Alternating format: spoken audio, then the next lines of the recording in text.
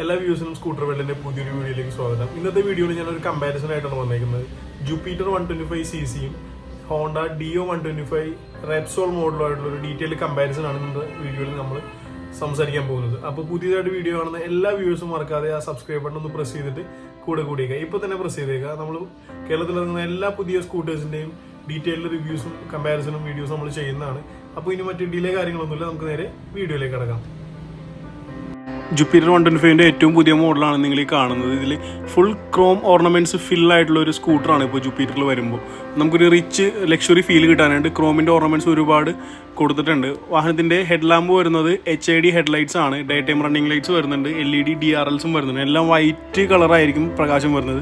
നമ്മുടെ സേഫ്റ്റിക്കായിട്ട് 12 inch alloy wheels വരുന്നുണ്ട്, മാറ്റ് black കളറിലുള്ള. അതുപോലെ തന്നെ 230 mm ഉള്ള disc brake, ventilated disk breaks വരുന്നുണ്ട്. നമ്മുടെ സേഫ്റ്റിക്കായിട്ട് ഫ്രണ്ട് ടെലസ്കോപ്പിക് സസ്പെൻഷൻ വരുന്നുണ്ട്. പിന്നെ മഡ് ഗാർഡ്, ഫ്രണ്ട് വൈസർ, അതുപോലെ തന്നെ സൈഡ് കാര്യങ്ങളെല്ലാം തന്നെ ഫുൾ മെറ്റലാണ്. മാക്സ് മെറ്റൽ എന്നാണ് അവരുടെ ആ ഒരു ടേമിൻ്റെ പേര് പറയുക. ഫുൾ നമ്മുടെ മറ്റൊരു വാഹനമായിട്ട് കോണ്ടാക്ട് വരുന്ന എല്ലാ ഭാഗവും ഫുൾ മെറ്റലാണ് കമ്പനി നൽകുന്നത്. പിന്നെ ഫ്രണ്ട് ഇൻറ്റീരിയേഴ്സ് വരുന്നത് ഡ്യുവൽ ടോണാണ്.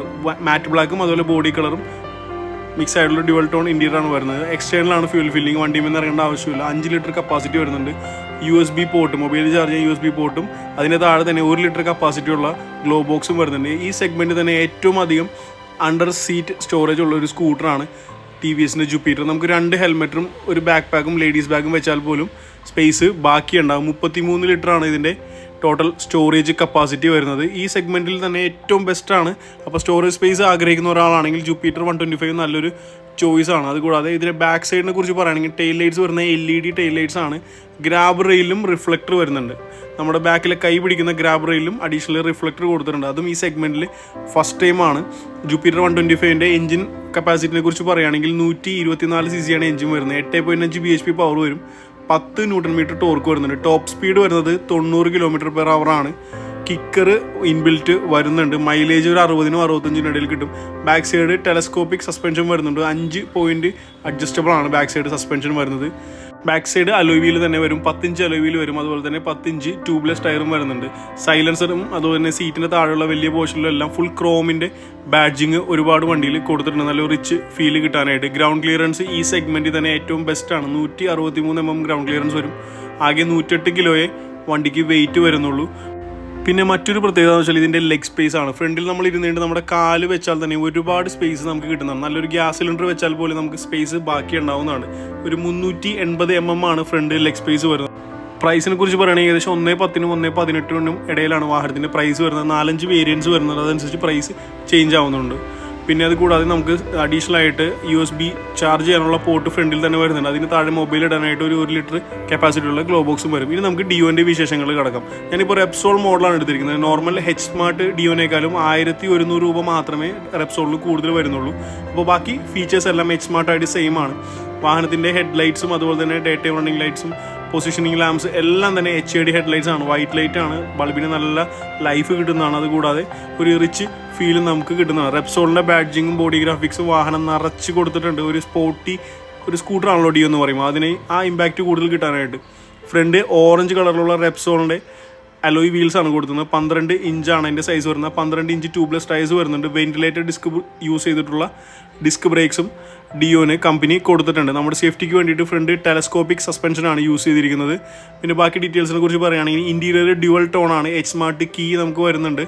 ഡ്യുവൽ ടോൺ എന്ന് പറയുമ്പോൾ വണ്ടിയുടെ കളറും മാറ്റ് ബ്ലാക്കും കൂടി മിക്സ് ആയിട്ടുള്ള ഡ്യുവൽ ടോൺ കളറാണ് ഇൻറ്റീരിയറിന് വരുന്നത്. അത് കൂടാതെ ഒരു അഡീഷണൽ സ്റ്റോറേജ് സ്പേസ് കൂടെ ഡിയോന് വരുന്നുണ്ട്. മൾട്ടി ഫംഗ്ഷൻ ആയിട്ടുള്ള കീ സ്വിച്ച് ആണ് ഡിയോന് വരുന്നത്. ഫുള്ളി ഡിജിറ്റലൈസ്ഡ് ഒരു അടിപൊളി മീറ്ററാണ് വാഹനത്തിന് വരുന്നത്.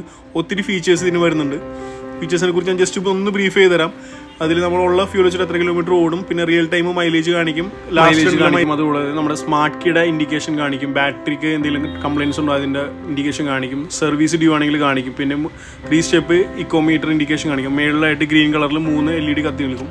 ഹോണ്ട ഡിയോ യങ്സ്റ്റേഴ്സിന് ഒരുപാട് ഇഷ്ടപ്പെടുന്ന ഒരു വണ്ടിയാണ്. അതുകൊണ്ട് അവരുടെ കംഫർട്ടിനായിട്ട് കൺവീനിയൻസിനായിട്ട് ഗ്ലോ ബോക്സ് സ്റ്റോറേജ് വരുന്നുണ്ട്. പിന്നെ അതുകൂടാതെ സ്മാർട്ട് കീ വരും. അതുകൂടാതെ മൾട്ടി ഫംഗ്ഷൻ കീ സ്വിച്ച് വരുന്നുണ്ട്. അങ്ങനെ ഒത്തിരി ഫീച്ചേഴ്സ് അഡീഷണൽ ആയിട്ട് ഇതിന് കൊടുക്കുന്നുണ്ട്. ബാക്കി നമ്മുടെ ബേസിക് ആയിട്ടുള്ള കാര്യങ്ങളെ കുറിച്ച് പറയുകയാണെങ്കിൽ ഗ്രൗണ്ട് ക്ലിയറൻസ് 171 mm ആണ്. ജൂപ്പിറ്ററിനേക്കാളും കൂടുതൽ ഗ്രൗണ്ട് ക്ലിയറൻസ് വണ്ടിക്ക് വരുന്നുണ്ട്. 104 കിലോയാണ് വാഹനത്തിൻ്റെ വെയിറ്റ്. ജൂപ്പിറ്ററിനേക്കാളും വെയിറ്റും കുറവാണ്.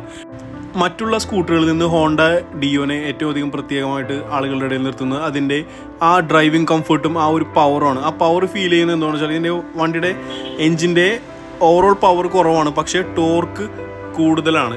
10.4 6 ഏകദേശം ടോർക്ക് വരുന്നുണ്ട്. ഞാൻ കറക്റ്റായിട്ട് എൻജിൻ്റെ ഡീറ്റെയിൽസ് പറയുമ്പോൾ ഞങ്ങൾക്ക് കാണിച്ചു തരാം. ആ ടോർക്ക് കൂടുതൽ കിട്ടുന്നതുകൊണ്ടാണ് നമുക്ക് വളരെയധികം ഡിയോ ഡ്രൈവിങ്ങിന് ഒരു പ്ലഷർ തരുന്നത്. എൻജിൻ കപ്പാസിറ്റിയെ കുറിച്ച് പറയുകയാണെങ്കിൽ വാഹനത്തിൻ്റെ എൻജിൻ വരുന്നത് 123 cc ആണ്. 6.9 kW പവർ വരും. 10.4 Nm ടോർക്ക് വരുന്നുണ്ട്. ടോട്ടൽ സ്പീഡ് വരുന്നത് ഏറ്റവും ടോപ്പ് സ്പീഡ് വരുന്നത് 90 km/h ആണ്. വാഹനത്തിൻ്റെ കീയും അതുപോലെ തന്നെ ഫ്യൂൽ ലിഡും ഓപ്പൺ ചെയ്യുന്ന ഈ ഫ്യൂൽ ടാങ്കും സീറ്റും ഓപ്പൺ ചെയ്യുന്ന ഈ മൾട്ടി ഫംഗ്ഷൻ കീ സ്വിച്ച് തന്നെയാണ്. സ്റ്റോറേജിനെ കുറിച്ച് ഡീറ്റെയിൽ പറയുകയാണെങ്കിൽ 21 ലിറ്ററാണ് ഡിയോൻ്റെ under seat storage capacity. Petrol ടാങ്കിൻ്റെ സ്റ്റോറേജ് ടോട്ടൽ 5.3 ലിറ്ററാണ്. ഫ്യൂൽ ഇഞ്ചക്ഷൻ സപ്പോർട്ടുള്ള സ്കൂട്ടറാണ്. നമുക്ക് ഏകദേശം ഒരു 50-52 റേഞ്ചാണ് കസ്റ്റമർ ഫീഡ്ബാക്ക് കിട്ടുന്ന മൈലേജ്. ഫ്യൂൽ ഫില്ലിങ് എക്സ്റ്റേണലാണ്, സ്കൂട്ടറിൽ നിന്ന് ഇറങ്ങേണ്ട ആവശ്യമില്ല. പിന്നെ വളരെ സ്റ്റൈലിഷ് ആയിട്ടുള്ള ഒരു ഗ്രാബ് റെയിൽ ബാക്ക് സൈഡിൽ വരുന്നുണ്ട്.